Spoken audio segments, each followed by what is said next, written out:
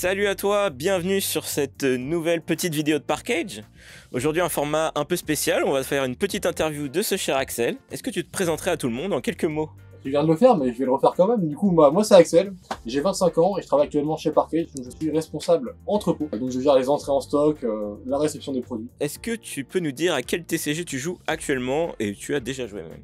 Ok, donc moi actuellement je joue principalement à Cardfight Vanguard, ici. Mais je joue également à Yu-Gi-Oh! Et j'ai techniquement un deck Digimon, même si je joue pas tant que ça. Mais voilà, donc mes trois TCG principaux c'est quand même Digimon, si on peut me mettre dedans, et surtout Yu-Gi-Oh! Et Vanguard. Après j'ai essayé un petit peu tout, j'ai essayé Magic, j'ai essayé Pokémon, mais c'était pas forcément trop mes univers. Donc je me suis plus retrouvé dans Yu-Gi-Oh! Et Vanguard, qui ont des artworks un peu plus liés à l'animation, on va dire, japonaise. Est-ce que tu aurais parmi ces trois-là du coup un TCG préféré? Très techniquement, il est là, c'est Vanguard, parce que Vanguard je joue depuis que c'est sorti, ça fait 10 ans. Yu-Gi-Oh! Je joue également depuis que c'est sorti en France techniquement, mais Yu-Gi-Oh! J'ai toujours eu des périodes où j'ai joué, arrêté, joué, arrêté. Des fois le compétitif me donne pas trop envie, j'ai du mal des fois avec le casual à Yu-Gi-Oh! Alors que Vanguard, je trouve, j'arrive toujours à être satisfait peu importe à quoi je joue, et il y a différents formats pour, selon les envies que j'ai, au moment où j'ai envie de jouer, il y a différents formats pour jouer différents decks, et il y a beaucoup de cartes que j'aime beaucoup dans Vanguard du coup, ce qui me fait rester dans le jeu je pense, et la communauté également, que je connais depuis ses débuts en France, donc c'est un peu une grande famille, on se retrouve très souvent pour les tournois, enfin on se retrouvait très souvent pour les tournois. Est-ce que tu as quelques cartes préférées? Je vais essayer de n'en citer pas trop, mais il y en a beaucoup, parce que forcément, en 10 ans de Vanguard, il y en a énormément qui pourraient me revenir. Et Yu-Gi-Oh! Pareil, Yu-Gi-Oh! C'est un jeu que je joue du coup, depuis quasiment une vingtaine d'années. Mais pour citer les principales, on va citer Rising Nova dans Cardfight Vanguard, donc la version G, donc celui sorti en 2016 je dirais, qui est pour moi la carte principale de Spy Brothers, de l'ère G, qui est également revenu dans l'ère V, qui est juste ultra stylé, et qui est également une carte très très cool, parce qu'elle permet de faire des combos, et j'aime beaucoup jouer des combos dans Vanguard. Et si on devait citer Yu-Gi-Oh! Ma carte préférée, ça serait Plasma, Héros de la Destinée. C'est juste une carte pour laquelle j'ai beaucoup de nostalgie, parce que je l'ai depuis que je suis très petit.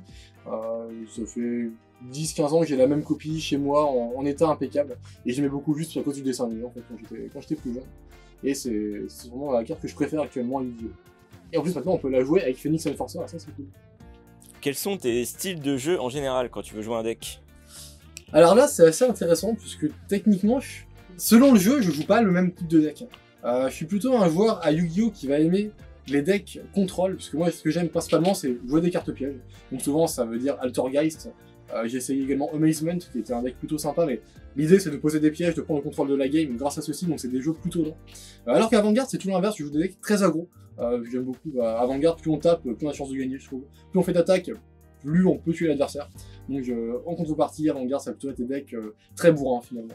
Donc Bruce qui est là, qui est mon deck principal en overdress. Et sinon c'était Spy Brothers, dans G et dans V qui sont également des versions de deck très aggro, très basées sur les grosses puissances, plus que sur la défense. Est-ce que tu aurais un accessoire TCG préféré à nous communiquer? Alors, j'ai deux accessoires phares pour mes decks. Le premier, ce sont les sleeves Dragon Shield, donc les oversleeves qu'on a. J'ai pas la référence en tête. Je ne suis pas Yann, désolé. Pour double sleeve un deck, j'aime beaucoup Dragon Shield. Je trouve à une très bonne durée de vie, et c'est quand même de la qualité. Et pour ce qui est de ranger mes decks, j'aime beaucoup les boulders, parce que pour moi, les boulders d'Ultimate Guard, ce sont des boîtes qui sont très très rigides et qui permettent, du coup, pour un coût assez moindre, de moins de 10 €, d'avoir des deck box très solides qui tiennent également sur le temps, parce que j'ai jamais cassé une boulder jusqu'à maintenant. Double sleeve Dragon Shield et boulder. Alors dans ton expérience de joueur, est-ce que tu te considérais plutôt comme un joueur casual ou compétitif? C'est compliqué parce que je fais souvent des tournois malgré tout, quand c'est possible.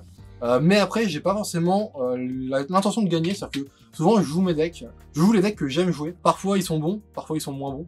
Et après on essaie de faire du jeu avec. En fait, j'aime beaucoup jouer ce que j'aime, mais essayer de le pousser au maximum. Après, si on fait choisir entre une soirée entre potes, où on joue nos decks comme ça en s'éclatant, ou un tournoi, je choisirais plutôt la soirée entre potes, je pense. C'est une ambiance décontractée, c'est des games très fun, et du coup j'aime beaucoup cette ambiance. On va rentrer dans les questions un peu plus retors. La carte que tout le monde aime, mais pas toi. Ah là là là là, je pense que je vais partir sur carte 5 Vanguard, du coup, c'est Onoli. Onoli, c'est une carte qu'on peut jouer actuellement en premium, puisqu'elle est elle est pas jouable en V, elle est sortie trop tôt, et du coup pas non plus en overdress. Donc c'est une carte qui va limiter le nombre d'attaques, parce qu'en fait, dès qu'il y aura 5 attaques de rear guard ou plus pendant un tour, le joueur qui attaque devra payer un counter blast supplémentaire pour chaque attaque qu'il va vouloir faire. Et moi, c'est une carte déjà que j'apprécie pas, parce que je joue des decks qui vont faire toutes ces attaques, donc déjà c'est une carte que personnellement, qui peut contrer mes stratégies. Et au-delà de ça, c'est une carte qui actuellement, j'ai l'impression que beaucoup de decks peuvent jouer autour si ils sont de bons decks qui vont faire des combos. Et du coup, c'est une carte qui me semble un petit peu inutile la plupart du temps, mais pas toujours. Donc c'est une carte qui peut se faire contrer, qui, pour certains, est la clé pour contrer les decks combos, qui est pas forcément le cas en soi. La question inverse du coup. La carte que toi tu aimes, mais que tout le monde n'aime pas. Alors là, c'est plus compliqué. Je vais partir sur Yu-Gi-Oh cette fois-ci. Une carte qui est peut-être pas forcément détestée, mais qui en soi est pas non plus la carte la plus représentée dans les decks qui jouent des pièges dans le contrôle, c'est le plafond de pique. Le plafond de pique, c'est cette carte piège qui va permettre de détruire tous les monstres stricto sur le terrain, s'il y a au moins 4 monstres présents au total. Donc c'est une carte qu'on peut activer à n'importe quel timing, ce qui permettait à une époque de passer par exemple les decks Dino quand il y avait une protection par Divernosaur, qui permettait du coup de ne pas activer d'effet pour les contrer en main phase. On pouvait utiliser le plafond de pique en battle phase, parce que le timing d'activation, c'est quand on veut, tant qu'on peut l'activer et qu'il y a 4 monstres sur le terrain. Voilà, j'aime beaucoup cette carte. Elle n'est pas forcément incroyable, mais je trouve qu'elle a un timing plus intéressant que l'hommage torrentiel, par exemple, qui va devoir nécessiter forcément une invocation. Là, on peut l'activer à tout moment, et donc il y a certains effets qu'on peut outrepasser, ou avoir un effet peut-être un peu plus surprise à certains moments, puisque quand l'adversaire pense être safe en battle phase, le plafond de pique, boum, et fin de la battle phase, on rase le board. C'est sympa. C'est pas une carte incroyable, mais j'aime beaucoup. Et est-ce que tu peux nous parler de ton dernier achat en TCG bien sûr?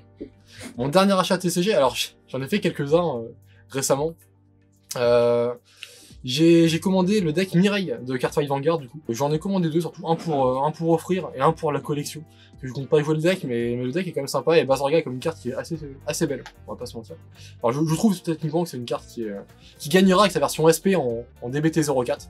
Je pense qu'il y aura quelques amateurs.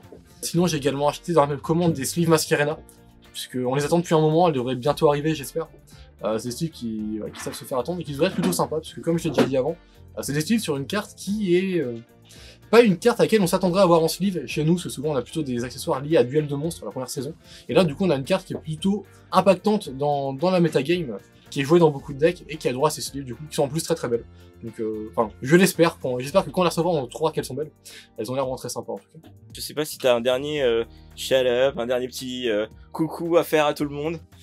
Ok, bon bah je suppose qu'on peut le faire maintenant, mais techniquement c'est la fin pour moi de l'aventure Parkage actuellement, et du coup je vais dire merci à tout le monde, c'était une très très belle aventure. J'ai beaucoup aimé la rencontre que j'ai faite ici, et on a une équipe dynamique, une équipe du jeune, et c'est vraiment très très sympa de bosser avec tout le monde. Donc merci à tout le monde pour ces 2 ans, c'était vraiment cool. Au revoir. Au revoir. Eh bien ma dernière question sera un petit dernier mot pour la fin. Ouais, je vais dire petit pois carotte. Ah yes, le fameux. Ah, les vrais l'auront.